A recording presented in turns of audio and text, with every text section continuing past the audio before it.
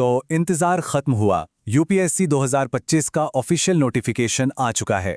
अगले कुछ मिनटों में हम इसी नोटिफिकेशन की हर छोटी बड़ी बात को आसान भाषा में समझेंगे। ये उस सफर का पहला कदम है जो देश की सबसे प्रतिष्ठित सेवाओं तक जाता है। तो चलिए शुरू करते हैं। देखिए, नोटिफिकेशन की शुरुआत ही इस जबरदस्त लाइन से होती है। ये सिर्फ एक लाइन नहीं है, ये यूपीएससी का विजन दिखाता है कि वो एक बैलेंस्ड और डाइवर्स वर्कफोर्स चाहते हैं। ये वाकई एक बहुत ही पॉजिटिव मैसेज है, खासकर महिला उम्मीदवारों के लिए। तो क्या देश की सबसे बड़ी और सबसे प्रतिष्ठित परीक्षा का सपना देखा जा रहा है? हर साल लाखों लोग ये सपना देखते हैं, और ये सिर्फ एक एग्जाम तो है नहीं, ये एक मौका है देश के भविष्य का हिस्सा बनने का, उसकी सेवा करने का। हाँ, तो ऑफिशियल गाइड आ चुकी है और हम जानते हैं यूपीएससी का नोटिफिकेशन काफी लंबा और डिटेल्ड हो सकता है। तो फिक्र की कोई बात नहीं, अगले 5 मिनट में हम इसे मिलकर डिकोड करेंगे, बिल्कुल सिंपल तरीके से, ताकि सारा फोकस तैयारी पर रहे। चलिए सबसे पहले बात करते हैं 2025 नोटिफिकेशन की, और इसमें सबसे जरूरी चीज यानी कि डेट्स पर एक नजर डालते हैं।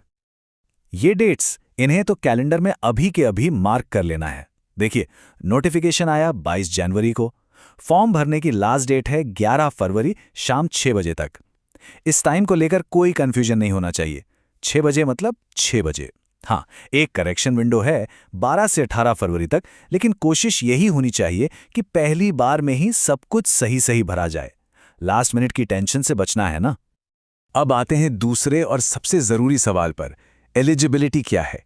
कौन कौन सीएसई 2025 के लिए अप्लाई कर सकता है? तो क्या कोई अप्लाई करने के लिए एलिजिबल है?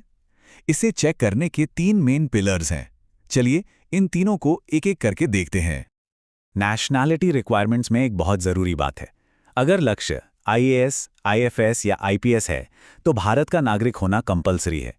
लेकिन दूसरी सर्विसेज के लिए कुछ और ऑप्शंस भी हैं, जैसे नेपाल या भूटान के नागरिक या कुछ खास कैटेगरी के रिफ्यूजीज भी अप्लाई कर सकते हैं। अब बात उम्र की। जनरल कैटेगरी के लिए एज लिमिट है 21 से 32 साल, और ये उम्र 1 अगस्त 2025 को काउंट होगी। हाँ, जो रिजर्व कैटेगरीज हैं जैसे ओबीसी, एससी, एसटी, उनके लिए एज रिलैक्सेशन है। तो ये ज़रूरी है कि नोटिफिकेशन में अपनी कैटेगरी के हिसाब से रूल्स ज़रूर चेक कर लिए जाएं। एजुकेशन क्वालिफिकेशन बहुत सीधी है, किसी भी मान्यता प्राप्त यूनिवर्सिटी से ग्रेजुएशन की डिग्री। और हाँ, एक अच्छी खबर उन स्टूडेंट्स के लिए है जो अपने फाइनल ईयर में हैं, वो भी अप्लाई कर सकते हैं। बस शर्त यह है कि मेंस एग्जाम के टाइम पर डिग्री का प्रूफ देना होगा। अब आते हैं नंबर ऑफ अटेम्प्ट्स पर। यह बहुत स्ट्रेटेजिक मामला है। जनरल और ईडब्ल्यूएस कैटेगरी के लिए 6 अटेम्प्ट्स हैं, ओबीसी और पीडब्ल्यूबीडी कैंडिडेट्स के लिए 9, और एससी एसटी कैंडिडेट्स के लिए कोई लिमिट नहीं है जब तक वो एज लिमिट के अंदर हैं। तो हर अटेम्प्ट की कीमत समझनी होगी। अच्छा, एक अटेम्प्ट गिना कब जाता है ये जानना बहुत ज़रूरी है। अगर प्रीलिम्स के किसी एक पेपर में भी बैठ गए, बस वो एक अटेम्प्ट काउंट हो जाएगा। मतलब सिर्फ फॉर्म भरना अटेम्प्ट नहीं है, पर एग्जाम हॉल में जाकर पेपर देना, चाहे एक ही क्यों ना हो, वो अटेम्प्ट है। तो फैसला सोच समझ कर लेना है। चलिए अब तीसरे हिस्से पर चलते हैं। एप्लीकेशन का पूरा रोड मैप, मतलब ऑनलाइन अप्लाई करना कैसे है, स्टेप बाय स्टेप। प्रोसेस बहुत सिंपल है, बस 3 स्टेप्स हैं। स्टेप 1, वन टाइम रजिस्ट्रेशन यानी ओटीआर। ये यूपीएससी की वेबसाइट पर सिर्फ एक बार करना होता है। अगर पहले से है तो बहुत बढ़िया। स्टेप 2, लॉगिन करके सीएसई 2025 का एप्लीकेशन फॉर्म भरिए। और स्टेप 3, फीस पे करके एप्लीकेशन को फाइनल कर दीजिए। बस। फीस की बात करें तो जनरल, ओबीसी और ईडब्ल्यूएस के पुरुष उम्मीदवारों के लिए ये सिर्फ 100 रुपये है।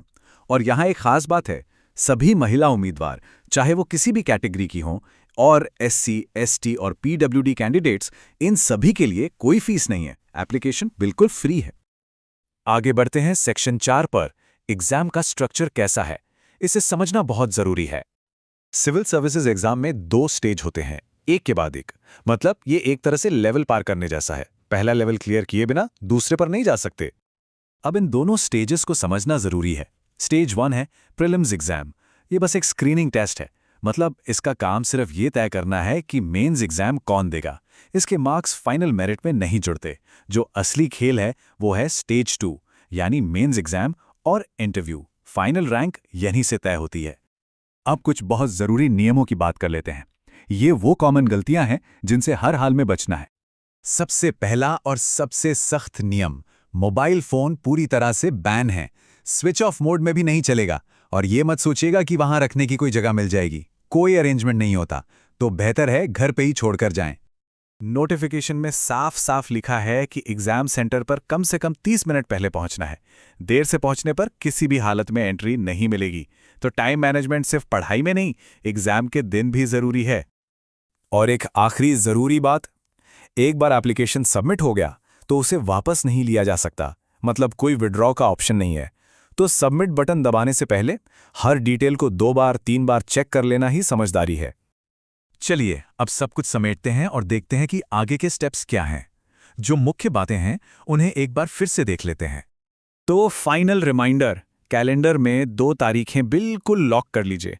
पहली 11 फरवरी 2025 शाम 6 बजे, जो एप्लीकेशन की डेडलाइन है, और दूसरी 25 मई 2025 जिस दिन प्रीलिम्स का एग्जाम है। ये 2 डेट्स सब कुछ तय करेंगी। कहते हैं ना, हर बड़े सफर की शुरुआत एक छोटे कदम से होती है। तो बस ये नोटिफिकेशन समझना वही पहला कदम है।